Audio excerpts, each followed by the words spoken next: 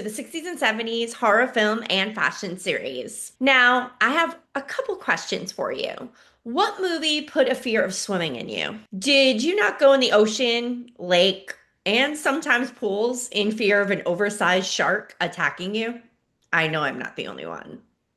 Well, if you said yes to one of those, you have seen the 1975 classic horror film Jaws. Yes, that Jaws. Dun dun dun dun dun dun. And no, I am not talking about all the sequels because even though they hold a special place in my heart, they truly do. They are not as iconic as the 1975 classic Jaws, the original. So today it's all about the original Jaws, that feature film that started a trend of being scared to go in the water. Now, hey, if you're new here, my name is Ashley, and I'm a lover of 60s and 70s fashion, of course, the horror films, the films in general, the music, the TV shows, and everything in between, just not the values. So if that's something you're into, definitely hit subscribe now and continue watching. So, on this series of horror film and fashion, what we do is we talk about the movie itself, the peak moments, and then, of course, the fashion in the movies. Because, as you know, I truly love 60s and 70s fashion so much. And even though I'm watching a horror film and have anxiety while watching it, or am scared out of my mind, yes, am still looking at the fashion. So, let's get into it. Let's talk about the 1975 horror film Jaws. Now, if you have never seen Jaws, first of all, what are you doing? And second of all, wow, do you not live in this world? That's all I have to say about that. But let's talk about the plot of Jaws. Now, when a young woman is killed by a shark while skinny dipping near the New England tourist town of Amityville, Police Chief Martin Brody, who is played by Roy Schneider, wants to close the beaches, but the mayor, oh, that lovely mayor, Larry Vaughn, overrules him, fearing that the loss of the tourist revenue will ultimately cripple the town. In comes marine biologist Hooper, and he is teamed with not only Martin Brody, the police chief, but also the ship captain, Quint. Now, they offer to help Brody capture the shark, and the trio go on an epic battle against this shark, and it is oh so great a battle. And the three of them together, they're just an iconic trio. The movie really gets started when they are in the middle of the ocean together. Let's just put it that way. And the ending, all the classic lines. Oh, this movie is so good. Now, this movie does have a ton of iconic moments. So if I miss one, it's one of your favorites, definitely leave a comment below.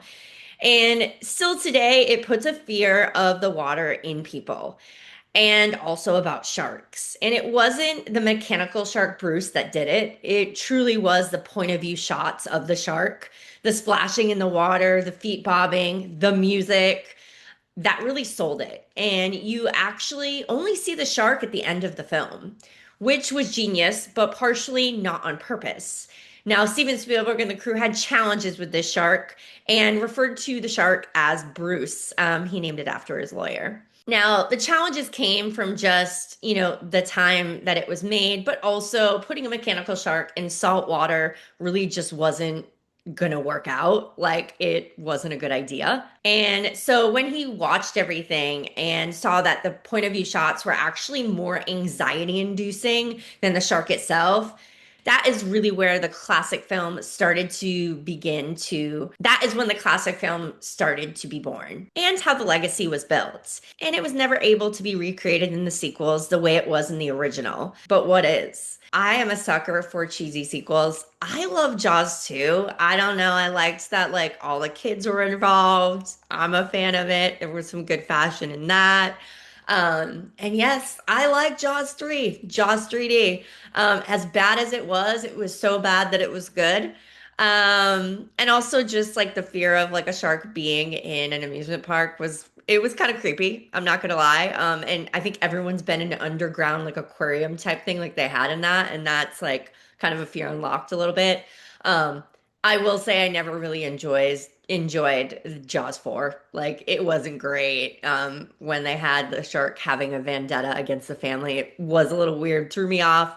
But I do remember that classic scene on the banana boat, and watching that as a young child, and I never wanted to ride one of those after that. Even though watching it as an adult, not a great scene, like looks really fake. But as a kid, you're panicked and fear is ensued. So there's that. But let's take a look at the iconic moments from the original Jaws. So obviously, the first scene that I am going to mention that is it's just iconic, and I don't care who you are, you have to admit this is a great scene to open a movie. And it is the scene where the first victim gets taken. And this is where kids are having a party, and this girl decides she's going to go skinny dipping. This guy follows, she goes out there, and all you're seeing is just like her. You're not seeing what's under her, what's under the water. And that is so scary to me because you're imagining what is under there. And I think what, again, you imagine is 10 times scarier when they could show you. And so all you're seeing is her being tugged under, her being like thrown around, and you're like, what is under there? And that is scary. It's anxiety inducing. And then as you're watching, you're realizing this is what you are in for. Like, this kickstarts the movie and you're intrigued and you want to watch the movie. So I think it's one of the best first scenes in a horror movie, hands down. Now, the second scene that I think is really, really great is the beach scene. And I think it's one that's always shown when people talk about Jaws. And the one I'm talking about is where everyone is at the beach. It's 4th of July weekend. The mayor is like so happy because all these people are there, which is bringing him revenue in his town. And Brody is definitely tense because of what's happened, what's went down. And that iconic scene of the panic ensuing and the pan into Brody's face is just it's it's amazing. And the pure fear and panic that ensues after that of everybody on the beach. And even like the mention before that of all the feet kind of like bobbing in the water, and your point of view is the shark and the music. It's just, there's so much going on there and it's so good. And you really never see the shark. That's the thing. And people don't like think about that. Like you never really see the shark in the beginning of the movie. And you then see that frantic mother calling for her son. And I feel like that is just an iconic scene in horror history. And then it goes to like, it gets better. Like, that's not where it stops. Like, after that kid and the float is like gone, and you realize that kid kind of, he got eaten. Brody's son's then in danger in the pond, and he's running over there after this woman yells, "Shark!" again. And you see these kids in the water, and another guy that his boat got tipped over. But this is what I love about this scene is you kind of see the shadow of the shark underneath this man, and that is like, oh, like makes you not want to go in the water straight up. And then you see just the pure shock in the son's face. Like you can he just doesn't move, doesn't know what to do, like what just happened. He just witnessed this happen, like this guy just get eaten by a shark. And it puts the fear in you. It gives you anxiety. It's like, wow, like this just happened. All of this just happened. And I feel like that really starts like the build up to the end of the movie. That's really where it starts to get really good. And of course, we're going to fast forward to, I think the better part of the movie is when the three amigos, Brody, Quint, and of course Hooper, are on the boat and they're shoveling out all the meat. It's that first shot of the shark behind Brody. And he's got like the cigarette hanging out of his mouth. And he says that classic line, I think we're going to need a bigger boat. And I don't say it as good as he is, so I'm definitely going to insert a clip here. You're going to need a bigger boat. But honestly, I know the mechanical shark, it looks fake. It does. You know, it's okay. But I think it sold it pretty well. And I love that they brought it in at the end. And I think they did a good job of making it not look super fake. Like it did its job for 1975, you know? And when I was young, freaked me out. But I still stand on the hill that I think all of the practical special effects done are so much better than CGI. Like these shark movies that they have out now, like it's like that's CGI. Like it's just not the same. But the perspective of the shot and how small the boat is and the people are and the shark, it just sells it. It's such a well shot part of the movie and really kickstarts that ending that's going to start happening as the movie goes on.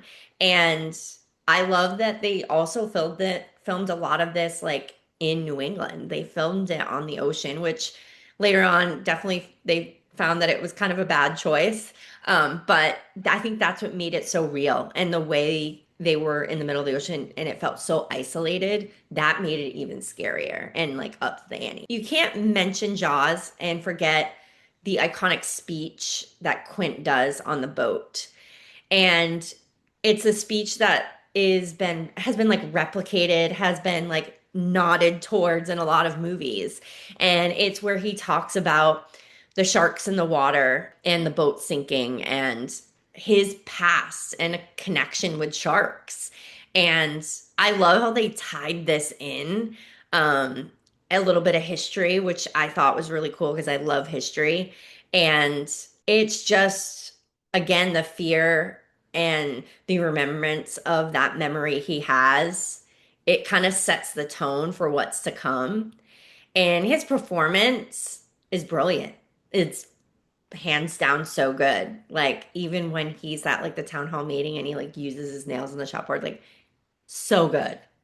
And like I said, so many nods have been given to this speech in different like TV shows, movies, because it's so good. Ah, it's so good. The next peak moment I felt was when Quint gets eaten. The reason I picked this one is because when I was younger and saw this, I was terrified, terrified. Like, wouldn't go in the pool because thought Jaws was going to be in the pool. Yes, now does it look super real? Not really, but again, it's so much better than CGI. Like the shark biting down on him and just how he slides like down, and you're like, no, hold on to something. Even though it's mechanical, like it's an intense scene. And again, like CGI could never. They could never. But I think this is one many kids had nightmares about, and definitely ensued the fear of like swimming anywhere. You're just like, who's going to survive this at this point? We cannot like leave the peak moments without mentioning the moment Brody shoots the shark. And that iconic, pan in the way it's shot, how he's kind of on top of whatever's left of the boat, and the classic line. He has so many good classic lines. And I'll insert the clip here. Smile, you son of a... And the way it's shot, it's just an epic ending. And again, that surprise at the end that Hooper's still alive. Like he pops up. Do you think like Brody's the only one left? He's not. And then they're swimming back to shore with like happy sailor music. But still in my mind, you're thinking, what's under the water? Like, is the water safe? Like, you're kind of like that would be my thought process. But they're just like happy that they survived the ordeal. Um, and I guess maybe that's why they made a sequel, because in their minds they were like, oh, but what if, like everyone else was thinking, like maybe this shark had a baby, who knows? Or there's another one out there. But that was my anxiety at the end of the movie. They're still swimming. They're like so happy, but I'm like, you're still in the water. I would want to be out of the water at that point. To me, those are the peak moments of the film. If you have some moments that you think are amazing, there's so many. I couldn't mention them all. Definitely leave a comment below. I think this is one of my favorite movies, to be honest. I love watching it when summer hits. I think it's just like a cool summer movie. Like I think all the Jaws movies are great to watch during the summer. It just like makes me happy. I don't know if I just like scaring myself, but I live in Oklahoma, so I'm not near an ocean, so I'm okay. Now, the fashion. And again, watching a horror movie, that's the last thing people are looking at. But there's some girls out there that they're looking at the fashion too. And especially if you're into the 60s and 70s, this is a great one. So it was made in 1975. So what was the fashion climate like in 1975? Well, fashion was kind of a mix. It was a mix of bohemian, early disco, and tailored styles, and it was characterized by bold patterns and natural yet polished looks. Some key trends were wide leg flares, which you see in the movie, denim, floral prints, and loungewear was kind of becoming more popular in public. So that was something new on the scene. And who we're first going to focus on is Ellen Brody herself. So she wears a lot of more like leisure wear. It's definitely more like low key because again, it's summer, it's a beach town. She is a stay-at-home mom, so that's what you're gonna see. Now, the first look is her jeans and button up with her headscarf. Very classic look for the 70s. Denim being huge, especially wide leg and a little bit of flare. And the trend was again more comfortable. Looks were and again, the trend was that people were wearing more like loungewear in public or comfortable outfits out and about. And I truly enjoyed this look. It was a cool, laid back 70s style. Next up is her turtleneck and navy blue zip up jacket with the blue hat. I love this blue hat. Again, turtlenecks were very much a staple of the 60s and 70s. If you're starting a vintage wardrobe, it's a staple piece. You gotta have one. Next up is not Ellen Brody, but some of the characters in the movie you see throughout. So the first one is the girl screaming shark on the beach when the shark goes into the pond after killing the boy on the raft at the beach. She has on a blue wrap shirt and a bandana in her hair. So again, bandanas were like really popular in your hair. It was like a laid back, fun look, pure 70s goodness. And, not only did this, person that was like kind of like an extra, a background character in the movie, Ellen Brody also represented that headscarf in the hair as well in the beginning of the movie. And I have to mention RIP, the first victim in the movie, Chrissy. She's the girl that is swimming and becomes shark food right away. Her jeans were a great pair of 70s bell bottoms. And you can see this as she's walking to the ocean. She's slowly taking everything off because she's skinny dipping. And even though you only see it for a minute, it is great 70s, like teenager fashion.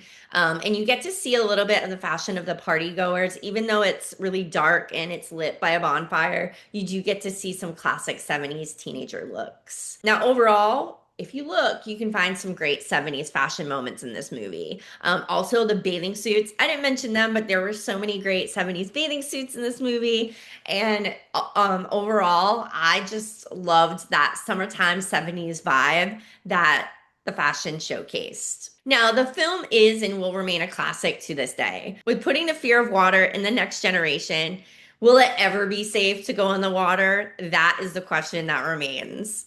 It won't, because this movie will continue to be a classic film that you see during the summer on TV, or a movie that maybe your first horror movie you're introduced to, because I think it was one of my first horror movies I was introduced to. It's not so intense, I guess, and a great movie to share with someone that's coming of age. So, if you liked what you saw, make sure you like and share with a friend if they love Jaws or 60s and 70s fashion. And also, if you love 60s and 70s content, hit the subscribe button. That's all that goes on here. And again, as always, thank you for watching, and I'll see you next time.